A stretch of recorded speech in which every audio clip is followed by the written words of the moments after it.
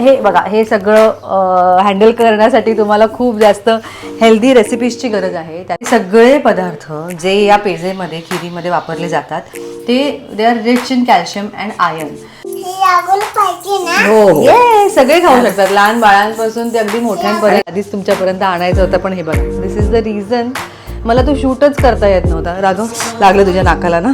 मी 2 बाळांना सांभाळत असते, ती 3 बाळांना सांभाळते, मला including.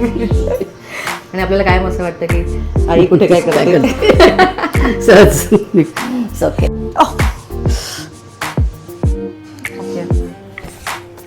So this is life.